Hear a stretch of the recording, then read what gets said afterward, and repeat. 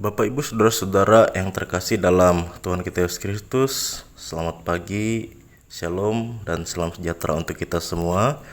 Pada pagi hari ini kita akan bersama-sama kembali merenungkan firman Tuhan bersama dengan kami Pendeta Prisboy Anugrahnu. Kita akan berdoa sebelum kita membaca dan merenungkan bagian daripada firman Tuhan ini. Mari kita berdoa.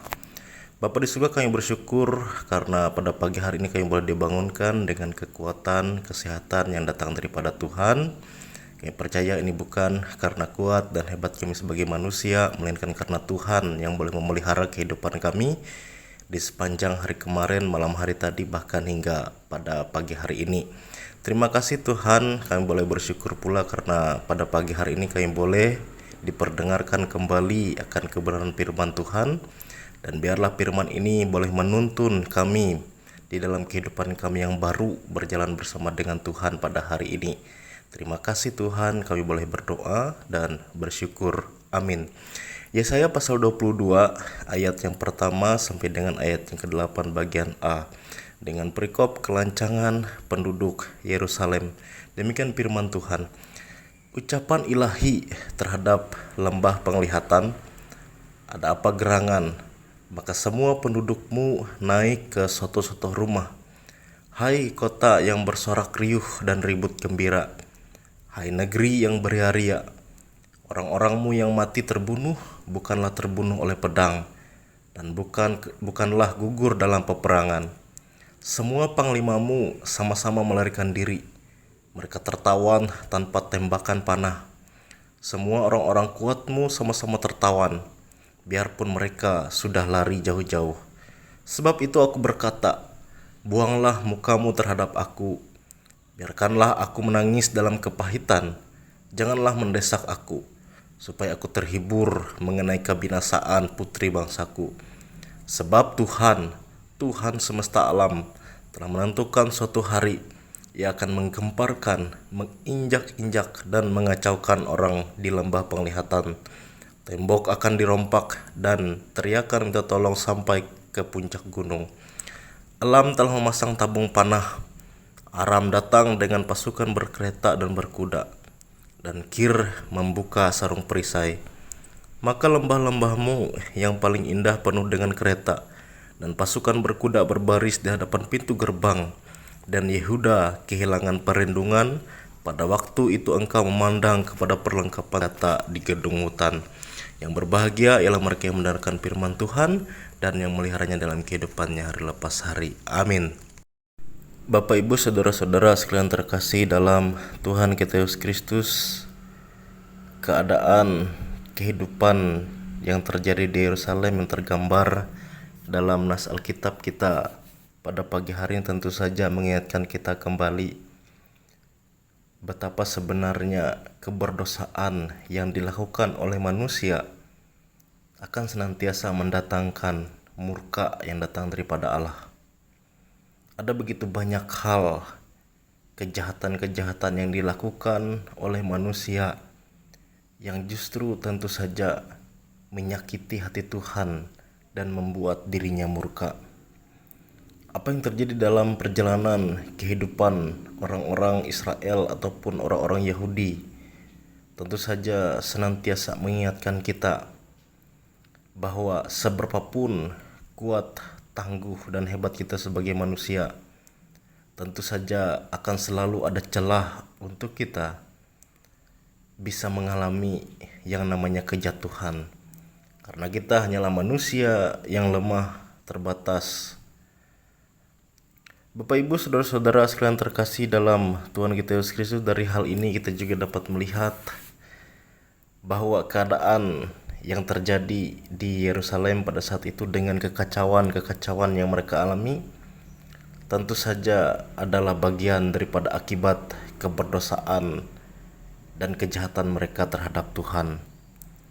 Sehingga kemudian Yerusalem yang merupakan simbol daripada sisi pemerintahan kerajaan Yehuda ataupun Israel, sekaligus juga menjadi simbol penting dari sisi spiritualitas bagi orang-orang Yahudi pada saat itu, dinubuatkan akan mengalami kehancuran dan kejatuhan. Di sini tergambar dengan jelas apa yang terjadi di Yerusalem pada saat itu. Kekacauan yang terjadi akibat semakin mendekat dan datangnya pasukan dari Asyur yang hendak menyerang orang-orang yang ada di Yerusalem pada saat itu terdapat dalam ayat 1. Bahkan ketika keadaan semakin kacau, para panglima perang atau pemimpin bangsa itu yang seharusnya menolong dan berada di garis depan untuk mengusir orang-orang musuh mereka pada saat itu, justru malah melarikan diri karena ketakutan mereka dalam ayat 3. Kekacauan dan ketakutan ini justru juga membuat mereka mati dengan sia-sia. Belum lagi ladang dan lahan pangan mereka yang dihancurkan oleh musuh mereka. Kematian sia-sia ini adalah karena kekacauan dan ketakutan, bukan karena pedang dan bukan karena gempuran musuh, terdapat dalam ayat 2. Kemudian Bapak Ibu Saudara sekalian terkasih dalam Tuhan kita Yesus Kristus juga dapat melihat bagaimana seorang Nabi Yesaya yang melihat dan meratapi kejadian ini dengan penuh kesedihan di dalam hatinya, mencoba untuk mengingatkan, mencoba untuk memperingati bangsa itu pada saat itu. Meskipun juga ia menyadari bahwa ia juga merupakan bagian daripada bangsa itu yang juga menerima bagian daripada murka Allah. Tetapi di sini kita dapat melihat bagaimana keteguhan hati seorang Nabi Yeremia menyampaikan suara kenabiannya. Meskipun ditentang, meskipun penuh dengan halangan pada saat itu karena menyuarakan bagaimana suatu bangsa yang besar, suatu kota yang penuh dengan perlindungan dan penuh dengan kejayaannya pada saat itu akan hancur. Ini kemudian memberikan pemahaman kepada kita bahwa suara kenabian ini menjadi bagian yang penting untuk disuarakan di tengah-tengah keberadaan umat Tuhan dari segala masa, waktu, dan zaman. Karena di sana adalah sebuah peringatan yang akan selalu memperingati bagian daripada sisi kehidupan dari umat manusia yang tidak dengan kesempurnaan, melainkan selalu ada tempat dan celah bagi keterbatasan kelemahannya. Di mana suara kenabian ini juga memberikan gambaran kepada kita bahwa kita memerlukan Tuhan di dalam kehidupan kita ini, dan juga sekaligus memberikan sebuah tamparan yang keras bagi kita semua bahwa setiap keberdosaan akan mendatangkan murka datang daripada Allah. Kemudian Bapak Ibu, saudara-saudara sekalian terkasih dalam Tuhan kita Yesus Kristus, bagaimana respon kita mengenai suara kenabian yang disampaikan? Tentu saja ada begitu banyak bagian daripada diri kita sebagai manusia di dalam setiap situasi dan kondisi yang kita alami. Tentu saja ada bagian daripada kita yang menerima ataupun menolak daripada hal ini. Itu juga tergambar dengan jelas dengan kehidupan orang-orang di Yerusalem pada saat itu.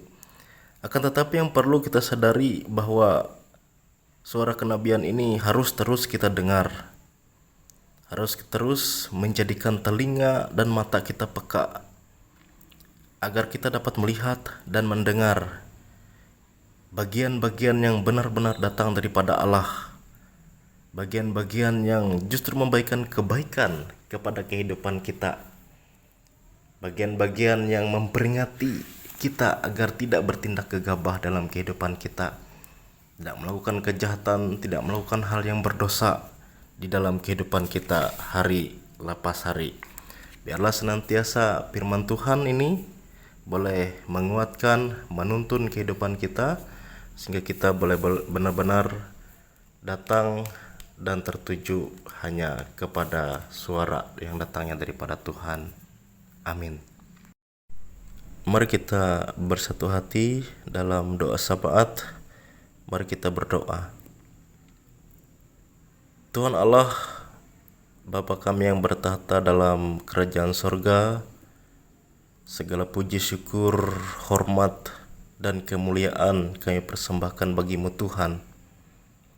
Karena kami percaya tak satu pun bagian daripada kehidupan kami hingga hari ini yang boleh kami jalani tanpa pemeliharaan yang datangnya daripada Tuhan. Kami juga bersyukur dan berterima kasih atas kebaikan demi kebaikan yang terus Tuhan limpahkan dalam kehidupan kami hari lepas hari. Meskipun di dalamnya kami juga mengerti serta memahami bahwa kebaikan yang menurut Tuhan itu belum tentu baik menurut pandangan kami sebagai manusia yang penuh dengan keberdosaan ini. Namun kami percaya Tuhan terus memperbaharui kehidupan kami hari lepas hari, sehingga setiap kami mendengar dan merenungkan firman Tuhan di dalam kehidupan kami ini, kami semakin mengerti dan memahami kemana arah dan tujuan kehidupan kami ini dituntun dan dipelihara oleh Tuhan. Sehingga semakin hari kami semakin bertumbuh di dalam iman dan pengharapan di dalam Tuhan. Apapun yang Tuhan sediakan, apapun yang Tuhan rancangkan dan rencanakan di dalam kehidupan kami, dengan penuh keyakinan iman kami menerimanya, karena itu adalah yang terbaik dari Tuhan untuk kami sebagai manusia. Terima kasih juga kami bersyukur karena firman Tuhan yang senantiasa boleh terus mengingatkan betapa lemah dan terbatasnya kehidupan kami sebagai manusia. Betapa sering kali kami berbuat sesuatu hal yang jahat dan berdosa di mata Tuhan. Namun kami yakin dan percaya kami akan terus memperbaharui dan dibaharui oleh tangan Tuhan yang kuat dan perkasa itu.